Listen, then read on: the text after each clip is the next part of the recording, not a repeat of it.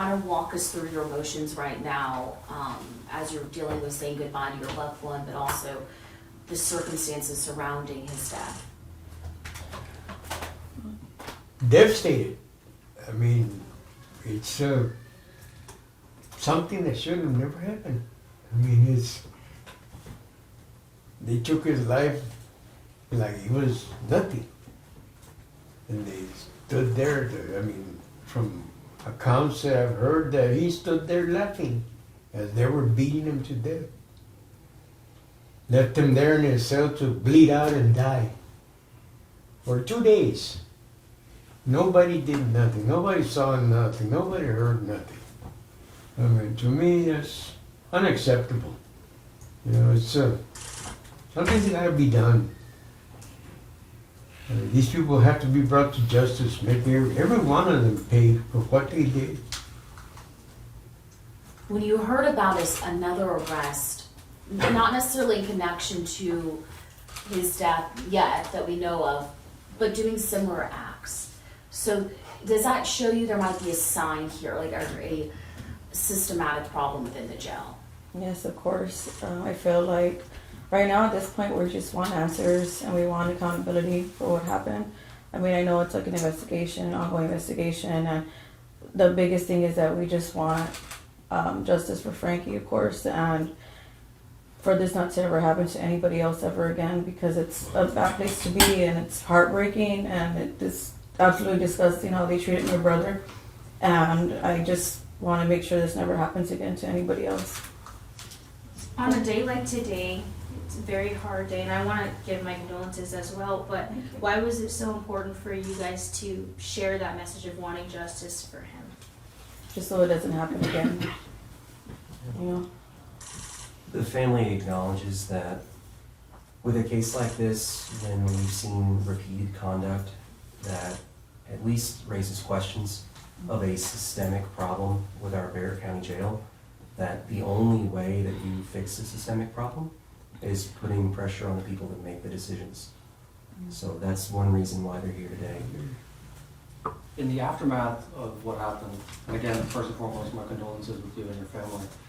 Have you been in contact, has the whole family been in contact with the sheriff's office and the investigators who may be conducting the investigation? Have they been transparent with you on details, what may have happened? No, nothing. Nothing. The first day when it happened, when I went over there and I found out, I went to county, we went out there, I went in there 3 times into the office and nobody would tell me nothing. They gave me a criminal investigations number to call. And then after I left, 30 minutes later, a detective showed up to my mom's house, but the initial detective lied to us and said that there was no blood or anything on my brother, that it was a medical episode, it was under investigation. So they lied to us off the bat. It was already dead.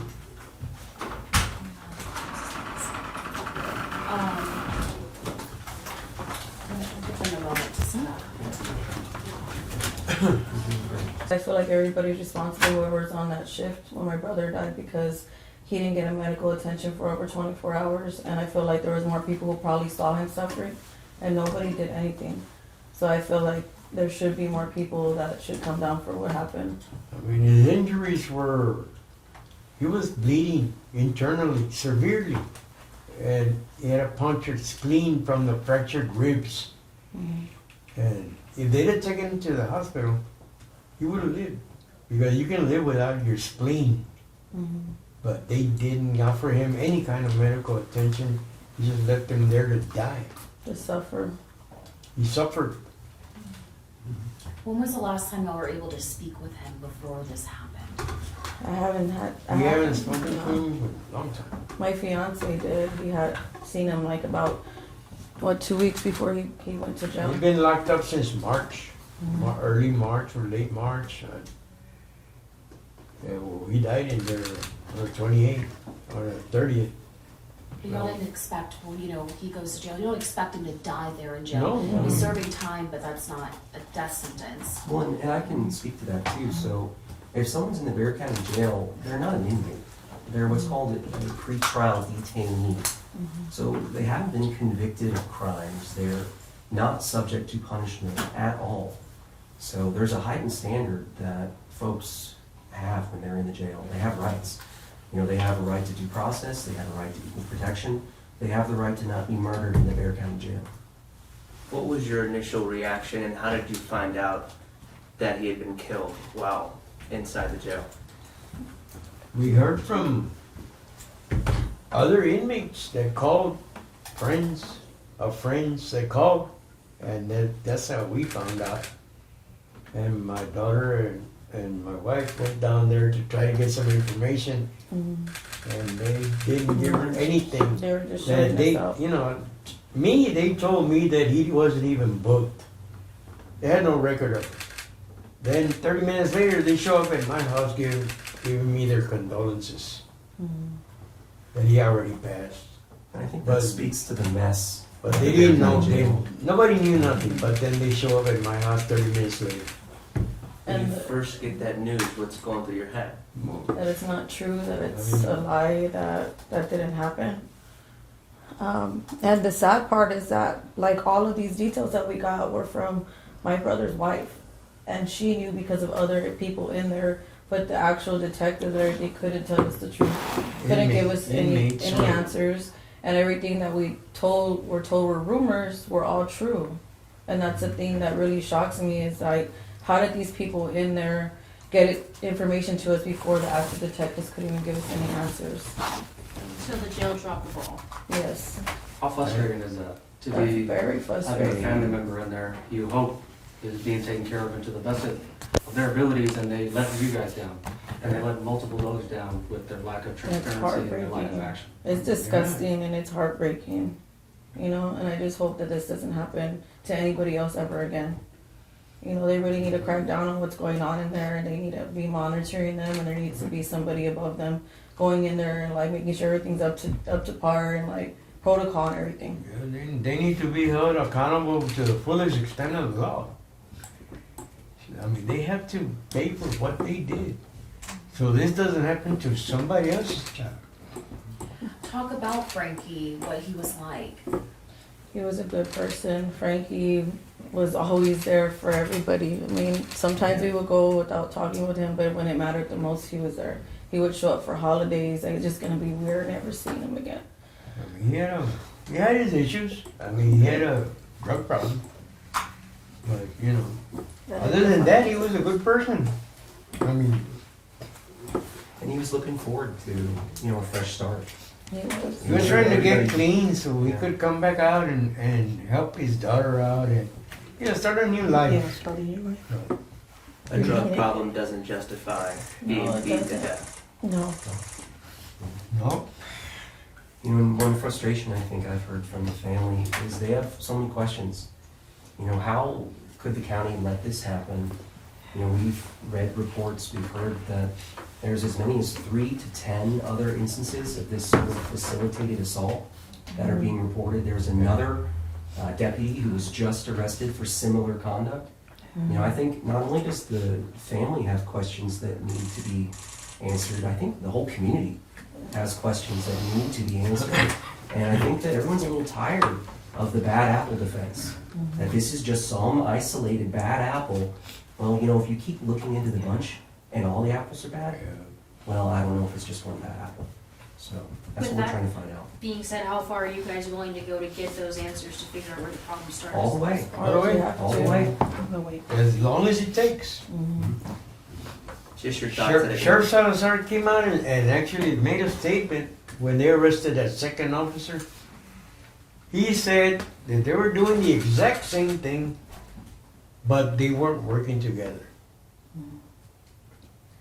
In the same jail, the same floor, same everything, but they weren't working together. Well, according to the warrant, they knew each other and were assisting. And they're both charged with engaging in organized crime. And then one of them is charged with public oppression, and then I don't know what other charge they have pertaining to his duties there at the jail.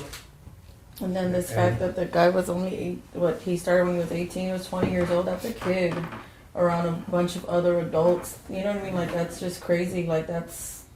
Supposedly when they were arresting this other officer, Rocha, and those inmates were telling the people there what he had done, he was walking down the hall yelling, somebody's snitching, somebody's snitching.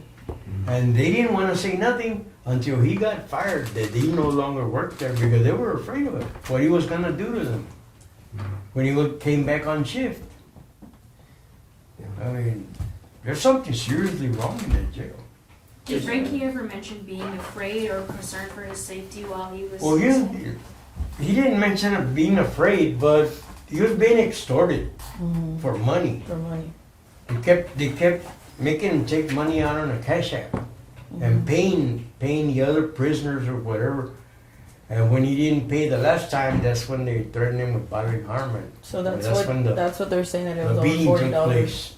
Another thing too is in the affidavit for Lopez, it mentions that they were able to get drugs into the jail. Yeah, And that well- must be concerning because you think that that's where he can get clean and it's getting smuggled in. Well, the initial report that I had saw, it said something about them giving them Narcan, and I mean Narcan's when you're having an overdose. So Yeah. obviously they know that there's drugs being given to these inmates, and who can get them to the inmates except for the people that are on shift, you know? So it's a big problem. There's more than just what we can see at the surface, and it's obviously a lot more people involved than just these two deputies. That's what I feel. Just your thoughts that it was the people who were supposed to be keeping order that were allowing these attacks to happen. Yeah. Yeah. They were coordinating. They were arranging for these attacks to happen. They would go and lock the doors, let other prisoners out so they could assault other prisoners. I mean, this was an ongoing enterprise in there. And They're just making money somehow for this. Just 1 week before Yeah, my but- brother had actually died, there was a 28-year-old that died from a medical episode. That's what they call Frankie's death, a medical episode. I don't know what happened with that, but I'm At pretty first sure they did, but there's gonna be other families coming out wanting more answers for their family members' deaths. Have you been reached out to by some other families yet? No. Is there anything you say to Clemente Lopez right now? well, I hope he gets exactly what he deserves. I hope he ends up in there with the prisoners that he was sworn to protect. I hope he ends up in there with them. Let them have him. Because he deserves it. He deserves it. Is there a message that you have for the sheriff? The Sheriff Salazar, I have no words for him. He hasn't apologized to my family in no way, shape, or form. And right away, he declined responsibility for what his jail guard did to my son. They denied responsibility from day one. So, I have no words for Sheriff Salazar. And is it really taking accountability when the family's paying out of their own pockets for the funeral? Mm-hmm. You know, where they're, scraping together for something unexpected like Yeah, this. I we mean, it had to doesn't sound come like up with accountability. $5,000 for my son's burial. Yeah. I mean, we don't have that kind of money. I'm fixed income and I'm disabled, so we have to borrow from relatives and stuff, and we finally got enough money to have this service. Talk about the emotions though, just, having the viewing right now and having to say goodbye. It's horrible. It's something that I wish nobody has to go through, to see a loved one like that. Like, it wasn't his time yet, and that's the thing. It's like he still had so much life left in him, and to see my brother like that, like knowing I'm never gonna be able to talk to him ever again, or hear him, or anything. It's just heartbreaking. I feel like I'm lost for words right now. Is there anything you say to Frankie right now, if he can hear you? I love you, and I'm sorry that this happened to you, brother. I'm sorry I wasn't there. Couldn't help him. Can't deserve what happened to you.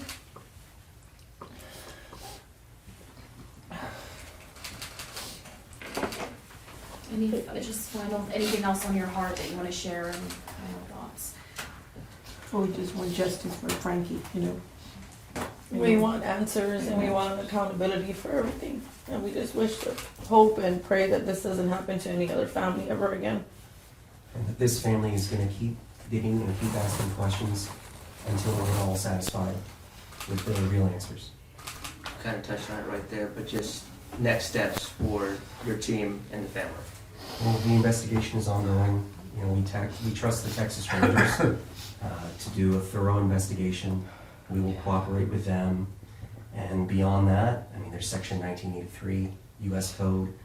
We all have constitutional rights that are guaranteed to us. And, you know, it's a shame that the family has to entertain, you know, bringing litigation. But sometimes we don't really have a choice. And families like this step up. You know, they have a tragedy that happened to them, but they step up so that everyone else's rights can be preserved. So I believe they deserve a lot of respect for what they've had to go through and the courage they've shown. Well, thank you again for taking time on a very difficult day. Thank you. I apologize for being late. Do you mind if we just have your first and last name and the spelling? Yes. My name is Janice Palma, and it's spelled Janice Palma. And your sister? Is Francisco's sister. And then Dad? Do you mind if we get the first and My last name name? is Francisco Palma. Name is spelled Francisco Palma. Thank you.